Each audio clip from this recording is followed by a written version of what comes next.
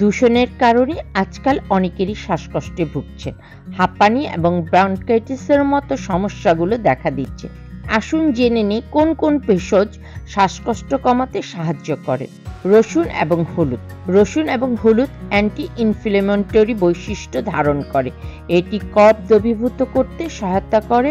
হলুদ ও রসুন শ্বাসকষ্ট কমাতে সাহায্য করে। হাঁপানি রোগীরা তেল, ক্যাপসুল এবং ট্যাবলেট আকারে এই উপাদানগুলো গ্রহণ করতে পারেন। আদা।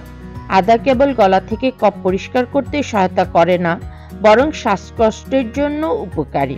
আদার উপাদানগুলি শ্বাসনালীর পেশিকে শিথিল করে। হাঁপানির রোগীরা গুড়ের সাথে আদা গুঁড়ো খেতে পারেন, আবার চায়ের সাথে মিশিয়েও খেতে পারেন। মিশ্রণটি সকালে খালি পেটে পান করুন। এটি শ্বাস প্রশ্বাসের সমস্যা নিরাময়ের জন্য দুর্দান্ত কাজ করে। তুলসী।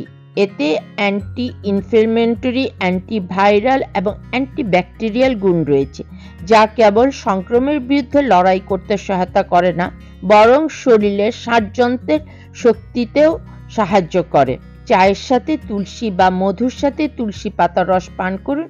এটি হাঁপানি, ব্রঙ্কাইটিস, ইনফ্লুয়েঞ্জার, কাশি এবং সর্দিতে আক্রান্ত রোগীদের উপশমনে সহায়তা করে।